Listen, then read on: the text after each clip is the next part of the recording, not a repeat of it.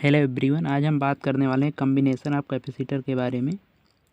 तो चलिए वीडियो को स्टार्ट करते हैं। तो सबसे पहले आप देखिए combination of capacitor. Combination of capacitor में हम पढ़ेंगे सीरीज कम्बिनेशन, पैरेलल कम्बिनेशन और मिक्स। मिक्स में सीरीज में भी होते हैं कैपेसिटर और पैरेलल में भी होते हैं।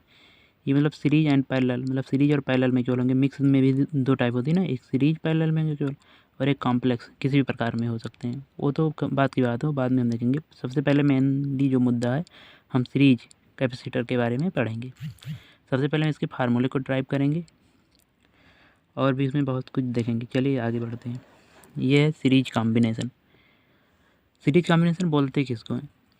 जब एक के बाद एक कैपेसिटर जुड़ा रहे, जैसे पहला कैपेसिटर जुड़ा, फिर दूसरा, फिर तीसरा, जब इस प्रकार से कैपेसिटर जुड़े रहेंगे तो उसको सीरीज कॉम्बिनेशन बोलेंगे। पहला C1 कैपेसिटर है, दूसरा C2 और तीसरा C3 कैपेसिटर है। ये दो पॉइंट के बीच, ए और बी के बीच में लगे हुए हैं। ये एक पॉइंट यहाँ P, एक पॉइंट Q मान लिए हैं। और उसके बाद ये जो एक बैटरी लगी V वोल्ट की, ये एक स्विच है। और यहाँ पे ये VAB, इसीलिए एक वेरिएबल मान लें कि VA पोटेंशियल यहाँ पे, VB यहाँ पोटेंशियल है। उसके बाद हम आगे बढ़ते हुए कुछ डिफिनेशन उसको आप देखिए। When neutral capacitor are connected as shown in the figure, then arrangement is called series combination between A and B। जब न्यूट्रल का जो कैपेसिटर होते हैं वो जिस प्रकार से फिगर इस प्रकार से कनेक्ट होते हैं, इंड टू इंड, 1 by 1, तो उसको सीरीज कॉम्बिनेशन बोलते हैं। जैसे कि ए और बी के बीच में 3 कैपेसिटर सीरीज में लगे हुए हैं, C1 C2 C3 उनकी कैपेसिटेंस है। उसके आगे क्या, in the series combination charge on each capacitor is same. जो सीरीज में लगे होंगे कैपेसिटर, इन तीनों, ये जो तीनों कैपेसिटर सीरीज में लगे हुए हैं, तो इन तीनों पर चार्ज क्यू ही रहेगा। कोई भी charge Q, X Y Z कुछ भी हम मान सकते हैं, लेकिन जो रहेगा तीनों पे सेम रहेगा। कुछ लोगों को डाउट होगा कि क्यू माइनस क्यू ये क्यों लिखे हैं।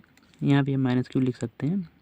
आप ऐसे देखिए, यहाँ अगर बैटरी से क्यू चार्ज निकला तो यहाँ पहले कैपेसिटर की प्लेट पे गया तो यहाँ की क्यू हो गया, और यहाँ जस्ट नेगेटिव हो जाता है। ये आपको समझाएंगे तो बहुत लंबा हो जाएगा वीडियो। यहाँ नेगेटिव क्यू हो जाएगा और क्यू चार्ज यहाँ से आगे चला जाता है। फिर यहाँ पे जैसे पॉजिटिव क्यू होता है, यहाँ नेगेटिव क्यू हो जाता है, फिर क्यू आगे चला जाता है। फिर यहाँ पे पॉजिटिव क्यू होता है, यहाँ पे नेगेटिव क्यू हो जाता है। फिर पॉजिटिव क्यू जो होता है वो आगे निकलता रहता है। इसी प्रकार से यहाँ से पॉजिटिव क्यू इंटर करता है और इधर से पॉजिटिव क्यू बैटरी में फिर इंटर कर जाता है। मतलब इधर से जाता है क्यू, इधर से आ जाता है। इसके बाद और आगे डिफिनेशन है, बिकॉज कैपेसिटेंस आर डिफरेंस। मतलब कि जो कैपेसिटर लगे हैं उनके कैपेसिटेंस जो है वो डिफरेंट है, मतलब अलग अलग हैं। Hence potential drop across different capacitor will be different. इसका मतलब ये हुआ कि जैसे ये कैपेसिटर C1 है, इसका कैपेसिटेंस जो है C1 है, इसका कैपेसिटेंस C2 है, इसका कैपेसिटेंस C3 है। तो जब तीनों का कैपेसिटेंस अलग अलग है तो इसका पोटेंशियल ड्रॉप जो होगा इसके अक्रॉस, इसके अक्रॉस, इसके अक्रॉस, वो तीनों के अक्रॉस अलग अलग होगा। क्या होता है, Q equal to the CV हम लिखते हैं। तो जब चार्ज सेम है तो ये कांस्टेंट है, तो C inversely proportional to 1 by V। मतलब क्या हुआ, मतलब ये हो गया कि जिसका कैपेसिटेंस ज़्यादा होगा उसके अप्रॉक्स पोटेंशियल कम होगा। ये तो बात की बात है, इससे कुछ नहीं लेना देना है। बाकी आप इसे समझिए, ये क्या बोला है कि because the capacitance difference are, ये लिखा ना, because capacitance are difference hence potential drop. मतलब कि अगर कैपेसिटर की वैल्यू अलग अलग है, सीरीज में लगे हुए हैं, उसमें चार्ज तो सेम होगा लेकिन जो उसका पोटेंशियल डिफरेंस उनके क्रॉस होगा वो अलग अलग होगा। जैसे इसके क्रॉस V1 है, C2 के क्रॉस V2 और C3 के क्रॉस V3 है। उसके बाद आगे हम चलते हैं। आगे एक पॉइंट और छोटा सा लिखा है, इफ़ C, ये मतलब if capacitance will same then in series, तो V equal to same across all capacitor. ये भी इस V की बात नहीं हो रही है, ये भी पोटेंशियल ड्रॉप की बात हो रही है। ये भी पोटेंशियल ड्रॉप का मतलब पोटेंशियल ड्रॉप सेम होता है। मतलब ये होगा अगर C1 C2 C3 की वैल्यू सेम होती तो इसके across potential V1 V2 V3 ना होगे, कोई एक पोटेंशियल V होता या X होता, कुछ भी होता, जो पोटेंशियल तीनों के अक्रॉस होता वो बराबर होता, ये माना जा रहा। तो इससे देखकर हम क्या लिख सकते हैं, इसी फार्मूले से हम लिखेंगे Q equal to C1 V1, ये तो हम लिखेंगे ना। तो वही यहाँ पे लिखा है Q equal to C1 V1, इधर लाएंगे तो मल्टीप्लाई हो तो V1 equal to Q1 by C1, V2 equal to Q by C2, कारण कि चार्ज सब में सेम है केवल कैपेसिटेंस, और V3 by Q by C3 है। अब कुछ लोग डाउट होगा ये कैसे लिखें। अब V1 ये क्या है, V1 यही तो है, तो अगर ये पॉइंट P है, ये पॉइंट ये है, तो VP माइनस VA ये है डिफरेंस, ये क्या है difference, VP minus VA difference है। लेकिन हम क्या करें, यहाँ हम ड्रॉप लिख रहे हैं, डिफरेंस नहीं ड्रॉप लिख रहे हैं, तो ड्रॉप में हम VA माइनस VP लिखते हैं। आपको मैं ड्रॉप और डिफरेंस में अंतर दिखाता हूँ। जैसे आप ये देखिए, जो ड्रॉप होता है वो इनिशियल माइनस फाइनल होता है, और जो डिफरेंस होता है वो फाइनल माइनस इनिशियल होता है। तो हम यहाँ पे ड्रॉप लिख रहे हैं, तो इसलिए हम यहाँ पे लिखेंगे V1 की वैल्यू जो होगी ये VA माइनस VP होगी। सिमिलरली V2 की जो वैल्यू होगी वो VP माइनस VQ होगी, ये आप देख सकते हैं। और सिमिलरली V3 की ऐसे हो जाएगी VQ माइनस VB। ये Q कोई चार्ज को नहीं रिप्रेजेंट करता, ये Q ये पॉइंट है यहाँ पे, ये हम कोई भी पॉइंट मान सकते हैं। ये 3 इक्वेशन बना लिया आपने और 3 इक्वेशन को लिख लिया। और अगर हम V1 ratio V2 ratio V3 लेंगे तो 1/C1 रेशियो 1/C2 रेशियो 1/3 आएंगे। ऐसा क्यों, क्योंकि यहाँ Q Q Q रहेगा और तीनों में Q खत्म हो जाएगा, 1/C1 C2 C3 ये रेशियो आ जाएगा। आप यहाँ पे देखिए ना V1, जब इसका V1 ratio 1/C1 ratio 1/C2 और ये Q Q सब में है वो ख़त्म हो जाएगा। अच्छा, अब एक चीज़ और आगे आप पढ़िए, ये क्या लिखा, पोटेंशियल डिफरेंट, यहाँ डिफरेंस है ना, potential difference across various capacitor connected in series is in inverse ratio, ये रेशियो ऑफ कैपेसिटेंस। मतलब ये हुआ कि जो पोटेंशियल ड्रॉप है वो इन्वर्सली प्रोपोर्शनल टू 1/C है। ये बात मैंने आपको पहले बताई थी कि जब Q इक्वल टू C भी होता है और ये अगर कांस्टेंट है तो भी इन्वर्सली प्रोपोर्शनल टू 1/C होता है, फास्ट यही होता है पोटेंशियल कैपेसिटेंस की रेसिप्रोकल, इन्वर्सली रेसिप्रोकल होता है, डायरेक्टली नहीं। इन्वर्सली का मतलब ये हुआ कि जिसका कैपेसिटेंस ज़्यादा रहेगा उसके क्रॉस पोटेंशियल कम रहेगा, या ऐसे बोल सकते हैं जिसके अप्रॉक्स पोटेंशियल ज़्यादा रहेगा उसका कैपेसिटेंस कम होगा। अब इस प्रकार से हम, आप फिर से सर्किट को देखिए, अगर हम V1 plus V2 plus V3 को देखें तो V1 प्लस V2 V3 क्या A और B के क्रॉस पोटेंशियल डिफरेंस है, ड्रॉप है, तो हम क्या लिख सकते हैं, VA माइनस VB बराबर V1 V2 V3, यही हम लिखें V1 प्लस V2 V3 बराबर VA माइनस VB। और ये VA माइनस VB जो ये है ये सोर्स का पोटेंशियल डिफरेंस है, VA माइनस VB ये भी है। आप कुछ चीज़ें और देख लीजिए, इसको हम कैसे लिख सकते हैं।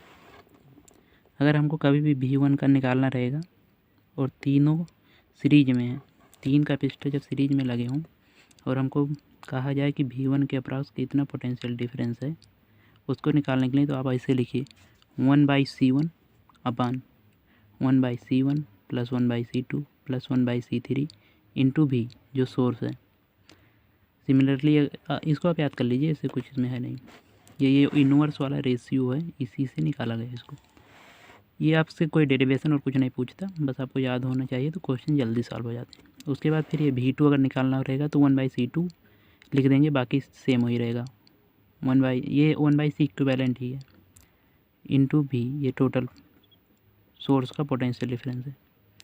सिमिलरली हम V3 भी निकाल सकते हैं, 1/C3 1/C1 plus 1/C2 plus 1/C3 into V।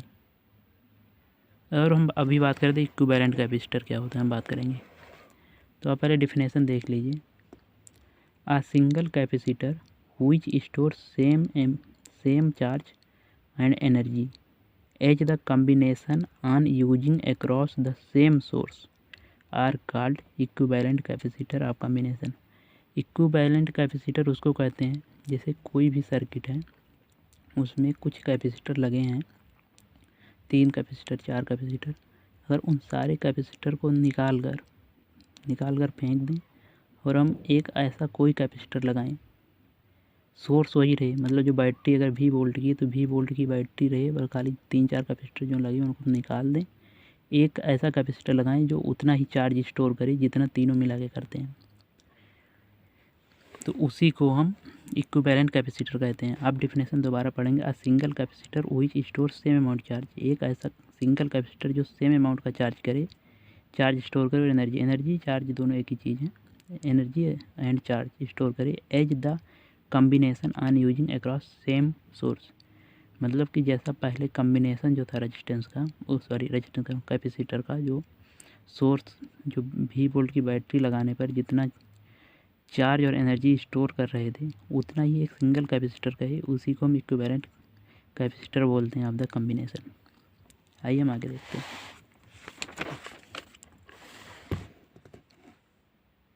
फिर आप देखिए, equivalent is always calculated to specific point. मतलब इक्विवेलेंट का किस किस के बीच का इक्विवेलेंट हमको चाहिए।